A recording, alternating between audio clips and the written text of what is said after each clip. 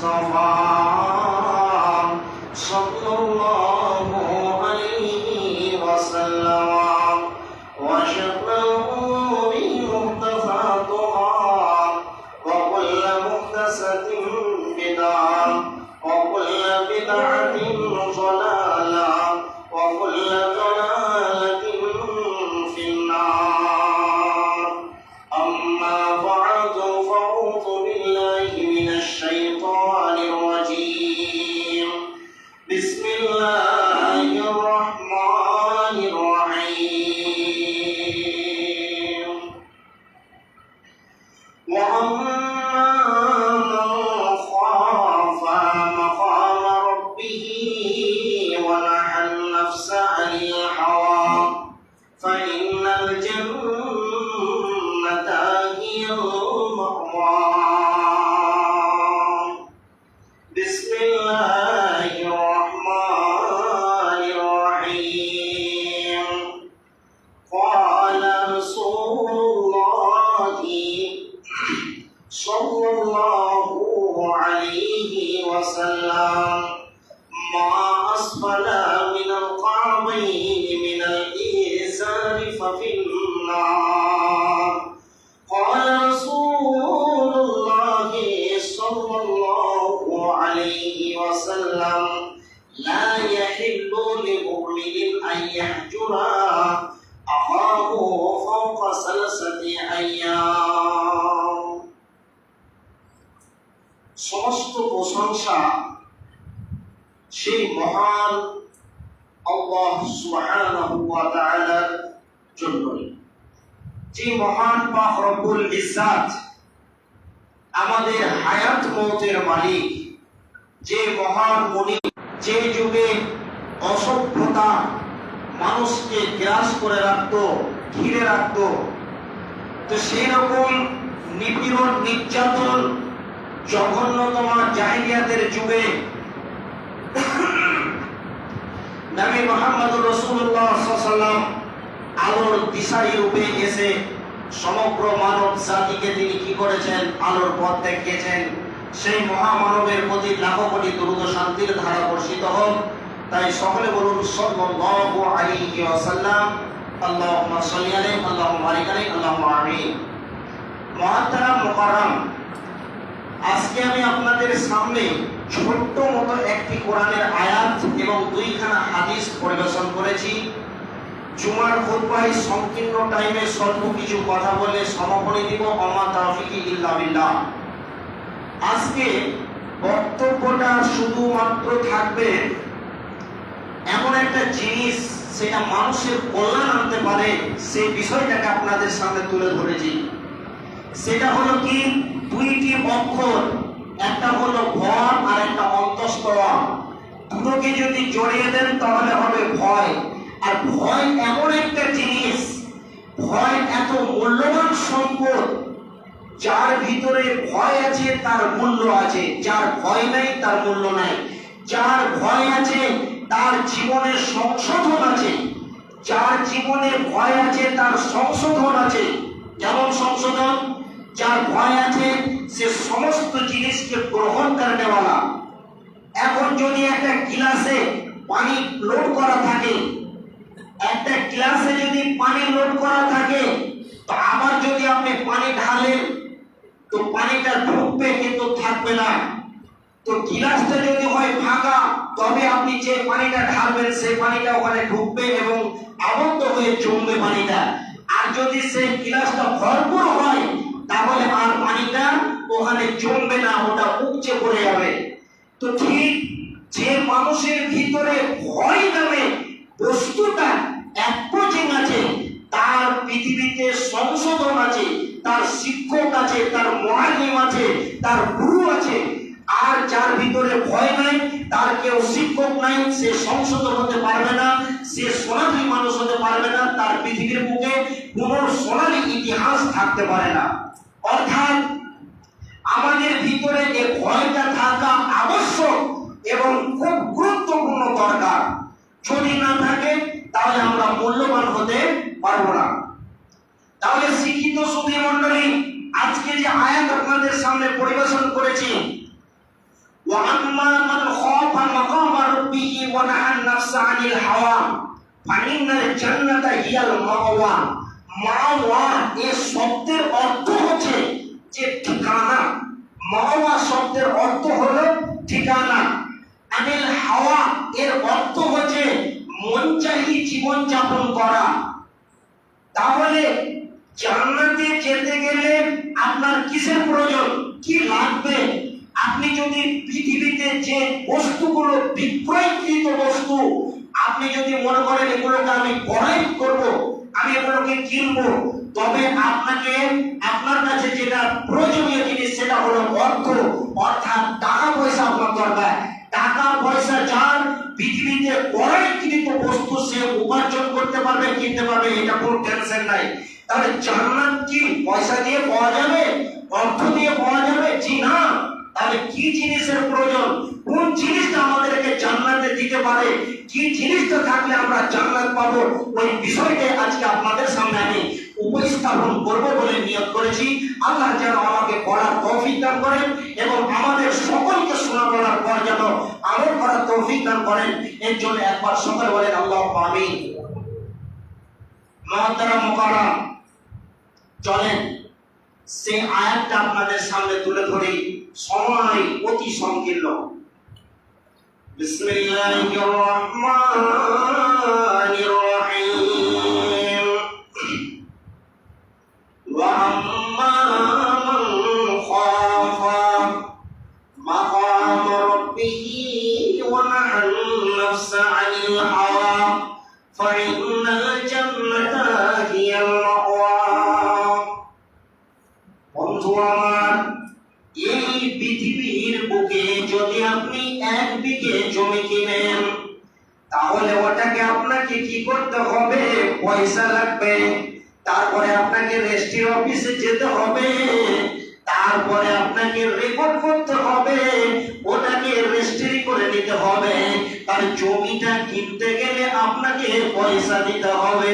তাহলে আল্লাহ তাবারাক ওয়া তাআলা মুমিনদের জন্য, মুত্তাকিদের জন্য, ভয়কারীওয়ালাদের জন্য একটা সুসজ্জিত জায়গাকে সাজিয়ে রেখেছেন, শান্তির জায়গাকে বানিয়ে রেখেছেন। ওই জায়গাতে কে কে স্থান পাবে, কাদের ঠিকানা ওই জায়গাতে হবে, তারা ওই জান্নাতে বসবাস করতে পারবে। ওই জান্নাতটাতে যেতে গেলে পয়সা লাগবে না, অর্থ লাগবে না, ধন সম্পদ লাগবে না। ওই জায়গাতে যেতে গেলে যে জিনিসটা লাগবে, হৃদয়ে ভরা ভয় থাকতে হবে। ওই ভয়টা কার ভয়? পৃথিবীর বুকে কোনো মাস্তানের নয়, কোনো জিন পরি ভূতের ভয় নয়।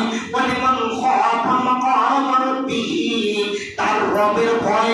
যে মানুষের অন্তরে, যে মানবের অন্তরে আল্লাহর ভয় নামে জিনিসটা ঢুকে যাবে, সেই লোকটির ঠিকানা জান্নাতে হয়ে যাবে।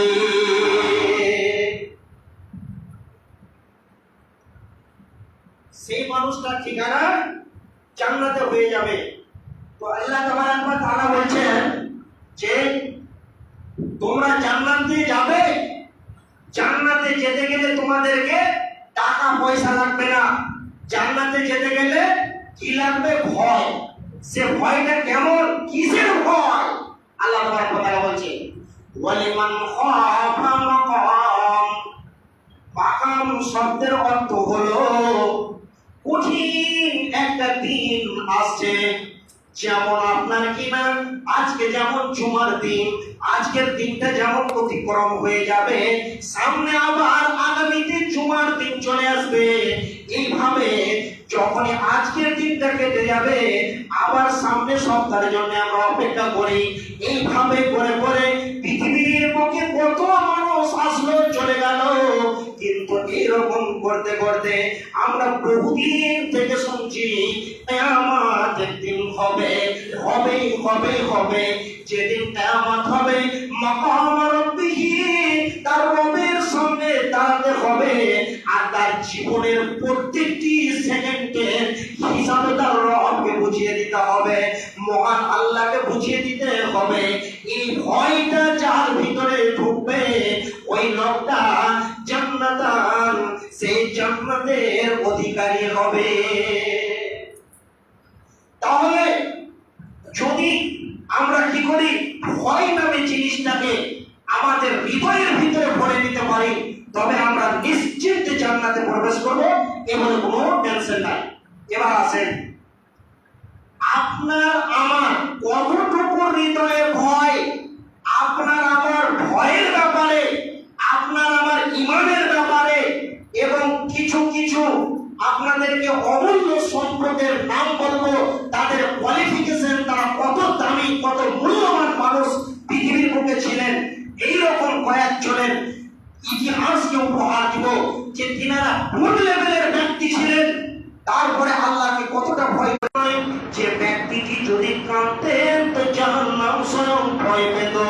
ওই ব্যক্তিটা কত মূল্যবান ব্যক্তি, কত দামি ব্যক্তি। তিনি যদি হাসতেন তো জান্নাত স্বয়ং হাসতেন এবং জান্নাতে শোভা পেতেন। এরকম একজন ব্যক্তি। শুধু এই পর্যন্ত নয়, তিনার জন্য কোরআন কি বলছেন, ইন্নাকা লাআলা খুলুকিন আযীম। তিনি হলেন পৃথিবীর বুকে চরিত্র কেতাবটা একবার পড়বেন, জীবনে যদি সময় পান।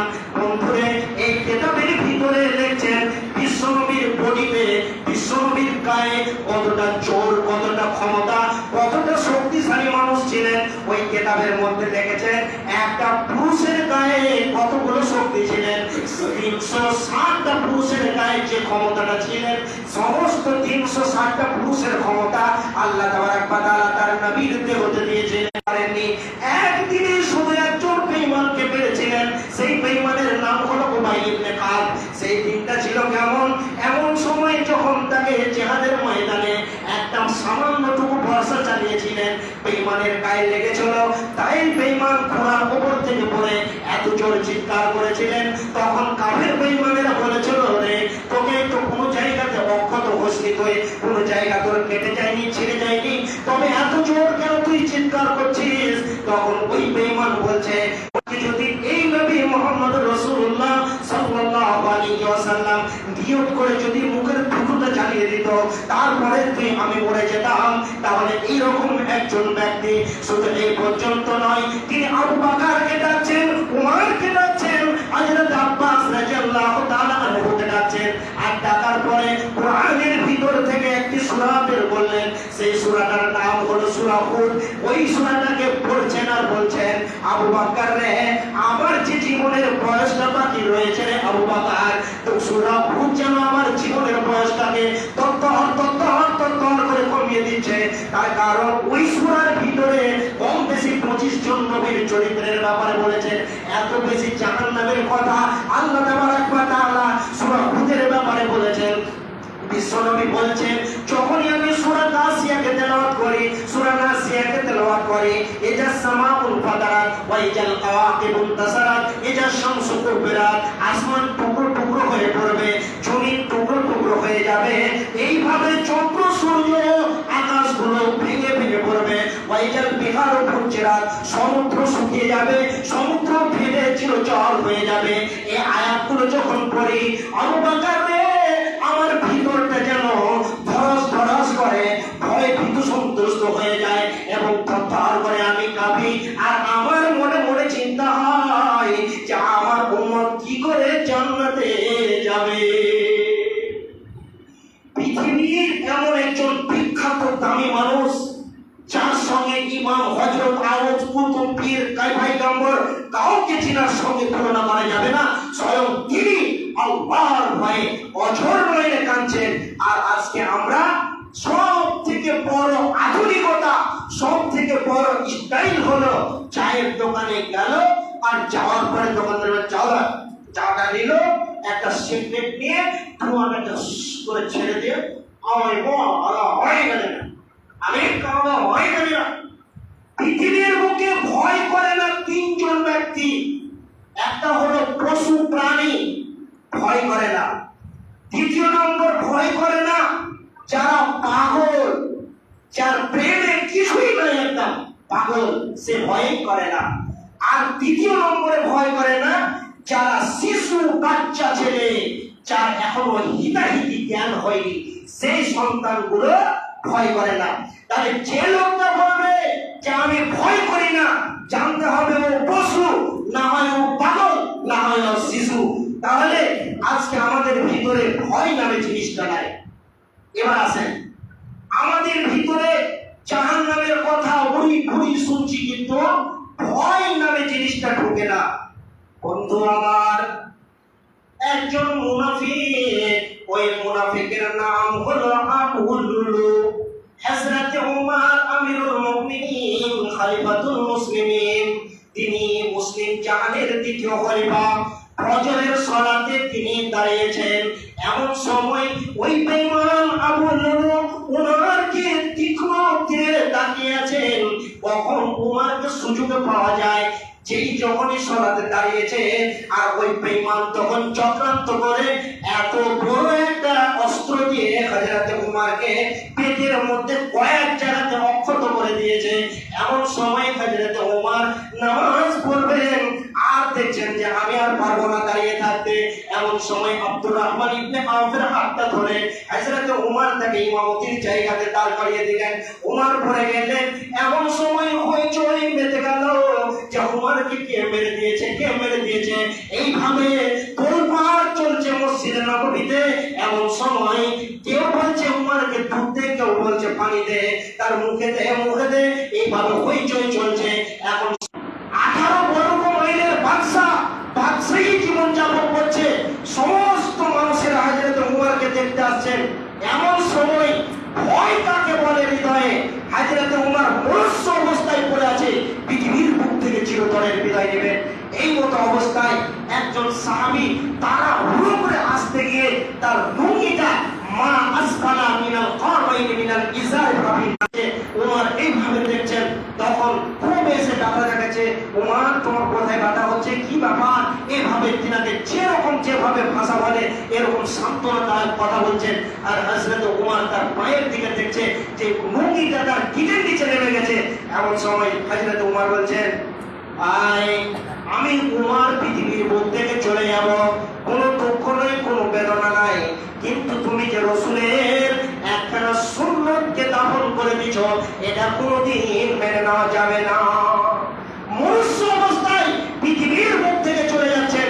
এমন সময় হযরত ওমর বলছেন, মা আসফালা মিনাল কারবাইন মিনাল ইজার ফাফিনা, তোমার লুঙ্গিটা নিচে নেমে গেছে, টাকনো নিচে তুমি উঠাও, না হলে তুমি জাহান্নামের খোরাক পেয়ে যাবে। তাহলে তাদের ভয় ছিল কেমন দেখেন, মৌতের অবস্থায় আমরা হলে বিলাই হাজিরা করবো, কি করে বাঁচা যায়, বাঁচার কোনো কৌশল বের করতে হবে। কিন্তু সেই সাহাবী সেই সময় তো টার্গেট করছে যে তুমি তোমার লুঙ্গিটাকে উপরে উঠাও, নাহলে যে অংশটা তোমার নিচে থেকে নেমেছে লুঙ্গি, সেই পরিমাণ জাহান্নামের মধ্যে চলবে। আর আজকে আমাদের যুবক ভাইরা প্যান্ট করছে তো 1.5 হাত নিচে ঝুলছে। ভাই আমার শিক্ষিত সুধী মণ্ডলী, এই বছরে রায়গঞ্জে একটা গ্রামের নাম হলো নয়হাটি, তো ওখানে এত লেখা পড়ে আছে যে যা ছিল বাথরুমে সব পরিষ্কার করে ও প্যান্টে করে নিয়ে চলে এলো, এইরকম অবস্থা। তাহলে রাসূলের সাহাবীরা হাদিস কোরআনের উপরে কিভাবে শ্রবণ করার পর আমল করেছিলেন শিক্ষিত সুধী মণ্ডলী। তারপরে আসেন হযরত আবু বকর রাদিয়াল্লাহু তাআলা আনহু, যখনই রাসূল জাহান্নামের কথা বলতেন আর জাহান্নামের উত্তপ্ত আগুনের কথা বলতেন, তখন মনে হয় আবু বকর বলছে আমি বলিনি, না হয় আমাকে জাহান্নামের ভিতরে ঢুকতে হবে। এইরকম ধরনের যখনই তিনি আসর, জোহর, মাগরিবের সালাতে আসতেন, অঝর নয় হযরত আবু বকর কান্না করতেন। এমনকি পাড়ার ছেলেরা বলতেন যে আবু বকর পাগল হয়ে গেছে, পাগল হয়ে গেছে, এত তিনি অঝর নয় কাঁদতেন। সেই ভয়টা ছিল কার? আল্লাহর ভয়। তারা ভয় করেছিলেন যে আমি আমার জীবনে, এই চলমান জীবনে অতিবাহিত হয়ে যাচ্ছে সময়গুলো, তাই এই সময়গুলোর হিসাবটা আমি কি করে রবের সামনে দিব, মাকাম রাব্বিহি, আমার জীবনের হিসাবটা আমি রবকে কি করে দিব, এটা নিয়ে তারা ব্যস্ত থাকতো। কিন্তু আজকে আমরা রবের সামনে দাঁড়ানোর ভয় আমাদের অন্তরে কিঞ্চিত পরিমাণ জাগে না। যদি জাগতো তাহলে আমরা বেনামাজি কোনোদিন হতে পারতাম না। আজকে বেনামাজির অবস্থা কেমন শিক্ষিত সুধী মণ্ডলী, জোরহাট করে বলছি, আমার কথায় রাগ করবেন না। বিয়ে বাড়ি গেছেন কোনোদিন? অনেকবার গেছেন, আমি জিজ্ঞাসা করছি তাই। দেখবেন কুকুরগুলো দেখেছেন, কুকুর, আরে কুত্তা দেখেছেন, কুকুরগুলো যখন বাসিন্দা আছে ও তুলে নিয়ে যখন কি করে ফেলতে যায়, তখন কুকুরগুলো এইভাবে দেখে থাকে যে কখন ফেলবেতে খাবো। আজকে মুসলমান দেখবেন মসজিদের আশেপাশে অনেক লোক আছে, টাইমটা আসবে যখনই দেখছে হাইয়া আলাস সালাম ওয়াজে বলছে, তখন কুত্তার মতো সুসু সুসু করতে লাগে। এইগুলো কুকুরের থেকে খারাপ। জি ভাই, কোরআন হাদিস দিয়ে এটা পুঁতে দেব। কোরআন হাদিসের দলিলে এই বেঈমানরা একদিন জান্নাতের যত নাজ নিয়ামতের জন্য আফসোস করবে আর বলবে, আল্লাহ আমাদেরকে ওদের হেফাজত করে দাও। এরা আফসোস করে কুত্তার মতো ফ্যান করে তাকিয়ে থাকবে, জাহান্নাম থেকে দেখতে পাবে জান্নাতীকে যে এরা খাচ্ছে। তো আজকে দেখেন যারা ফেরত করছে, সালাত করছে, তারা কি করছে? এইভাবে তারা জান্নাতে যাবে, জান্নাতে ভক্ষণ করবে, আর এরা কুত্তার মতো জীবন যাপন করছে। শিক্ষিত সুধী মণ্ডলী, কাউকে আমার কুকুর বলার কোনো প্রয়োজন নাই, কিন্তু মুসলমানের অবস্থা দেখে ভাই সামলাতে পারলাম না, বলে ফেললাম। দুঃখ করার কিছু নাই, বেশি দুঃখ লাগলে নামাজ ধরলেন আর কোনোদিন বলবো না। শিক্ষিত সুধী মণ্ডলী, আপনাকে যদি আমি না বলি আল্লাহর কাছে হিসাব দিতে হবে। মুসলমানের যা আচরণ, আজকে আমরা বলছি অমিত শাহ খারাপ, দিলীপ ঘোষ খারাপ, যোগী আদিত্যনাথ খারাপ, এরা খারাপ নয়। এরা এদের ধর্মে সেই রকম মজবুতশালী হয়ে আছে। ওরা যদি দিন ইসলামের কোন নেতা হতো, দিন ইসলামের লোক যদি হতো, মুসলিম হতো, তাহলে আজকে বেঈমানদের অবস্থা শোচনীয় ছিল। অতএব এরাকে আল্লাহ বসেছেন গতিতে, তার কারণ এরা যা অবস্থাতে আছে, যদি এই মুসলমান শান্তিতে বসবাস করতো, এদের উপরে কোনো হুঙ্কা, এদের উপরে গজব বাধা মুসিবত, এদের যদি এরকম ডিফেন্সের কামের ভয় আর এসআইআর এর ভয় যদি না থাকতো, না দেখাতো, তাহলে যে কটা নামাজ পড়ছি সে কটাও পড়তো না। সব মদের বোতল নিয়ে ঘুরে বেড়াতো, বেহায়া বেরিল্লা বেপর্দা হয়ে বেড়াতো। আজকে মা মনে রাখে তো, আপনারা তো মনে হচ্ছে যে খোলাসা আপনির মতন জীবন যাপন করছেন। এত 12 হাতের কাপড় কিনে দেওয়ার পরও ব্যাগ পিঠ উদাম করে বলছে যে এরা পুরুষ না কাপুরুষ না এরা হিজড়া। এদেরকে আমি চিন্তা ভাবনা করে শেষ করতে পারি না যে এরা কোন মানুষের বাবা, যে স্ত্রীকে সে সারা পৃথিবীর সবচেয়ে দামি একটা সম্পদ সে মনে না দিয়ে বেরিয়ে আসলো, আর পৃথিবীর সকল মানুষকে দেখাচ্ছে এরা আসলে তাদের স্ত্রীদেরকে বলতেই পারে না, বলার ক্ষমতা রাখে না। যদি ক্ষমতাই না থাকে তাহলে ও পুরুষ কি করে হলো? ও কোনা সাহায্য হয়ে গেল। অতএব শিক্ষিত সুধী মণ্ডলী, আজকে দেখবেন আপনি আমি 10 জন ভাই যদি একটা রাস্তা দিয়ে হেঁটে যাই, তো আমরা একটা জায়গা নতুন গিয়েছি, ঘুরছি ফিরছি, দেখছি। আল্লাহ তো বলছেন যে কুল সিরু ফিল আরদি সুম্মা জুরু কাইফা কানা আকিবাতুল মুকাজ্জিবিন। পৃথিবীটা হলো জ্ঞানীদের জন্য একটা কি, জ্ঞানীদের জন্য হলো একটা নিদর্শন। অতএব তুমি দেখো এবং পুরো ফিরো, সমস্ত কিছু দেখার পরে তোমার জ্ঞান বুদ্ধি বিবেচনা এবং ঈমান তোমার বাড়বে। তো এখন ধরেন একজন ভাই কোন এক জায়গা থেকে এসেছে, আর আমরা এই গাঁটা ঘুরেছি খালি আম বাগান। আচ্ছা, এরকম আম বাগান আর কোথাও আছে? কোন জেলাতে আছে? আমাদের মালদার মতন বড় বড় আম বাগান আর কোন জেলাতে আছে? আমি জানি না যে আছে। আমি অনেক জায়গা ঘুরেছি, কোনোদিন দেখিনি। কিন্তু আমাদের এই এলাকাতে আম বাগান মনে হয় 2 দিন যদি বাইক নিয়ে ঘুরে তাও শেষ করতে পারবে না। তো শিক্ষিত সুধী মণ্ডলী, কোন বন্ধুকে নিয়ে আসছি, ব্যাগ পিঠ উদাম করে বসে আছে, এবার এইদিকে তাকাই থেকে ওদের দিকে চোখ গেছে, তো তুমি হাওড়ার বিধি উজ্জ্বল করে দেখাবা, আর ওরা এদিক ওদিক তাকাইতে গেলে তো লুচ্চা হয়ে গেল। তো তুমি তো বেশি খচ্চর নেই, তুমি আগে নিজেকে সামলাও। তোমার 12 হাতের কাপড় দিয়ে শরীর ঢাকা হয় না, তাই এদের কাছে আল্লাহর ভয়ের দাওয়াত পৌঁছায়নি। যদি এরা আল্লাহর ভয় সম্বন্ধে জানতো, তাহলে এরা কি করতো? সচেতন হতো। শিক্ষিত সুধী মণ্ডলী, আম্মা জান আয়েশা রাদিয়াল্লাহু তাআলা আনহা, এই মহিলাটা কত একজন বিখ্যাত মহিলা, তারপরও এদের ব্যাপারে আল্লাহর নবী বলছেন যে এই হলো খাতুনে জান্নাত, জান্নাতের রমণীদের ভিতরে একজন রমণী। তারপরও বিশ্ব নবী বাড়ির মধ্যে রয়েছেন, হাউ হাউ করে কাঁদছেন। আয়েশা, কি হলো? কে তোমাকে কষ্ট দিয়েছে? কাঁদছো কেন? তখন তিনি বলছেন যে আমি কোন দুঃখতে কাঁদিনি, আমার জীবনে একটা দুঃখ হচ্ছে যে আমি যা কোরআনের আয়াতগুলো বললাম আর বুঝলাম, ব্যাখ্যাতে যা পাচ্ছি যে কঠিন কিয়ামতের দিনটা অনেক অনেক অনেক, যে এই আয়াতগুলো বলছেন যে একজন মা যখন একটা সন্তান জন্ম দেয় পৃথিবীর বুকে, তাই এত যাতনা হয় যে হাদিসের পাতায় এসেছে, সামনে যদি ছুরি ভাই টেনে দিয়ে সে পৃথিবী থেকে বিদায় নেওয়ার চেষ্টা করে। এরকম একজন মহিলার পেট ব্যথা উঠে যখন সে বাচ্চা ভূমিষ্ঠ করে। তো ওই রকম কিয়ামতের ময়দানে যখন কিয়ামতের মাঠে যখন মানুষেরা দাঁড়াবে, তখন গর্ভবতী মহিলারা তখন তার সন্তানকে প্রসব করে দিবে, সে বুঝতেই পারবে না তাহলে কেমন কঠিন জায়গা।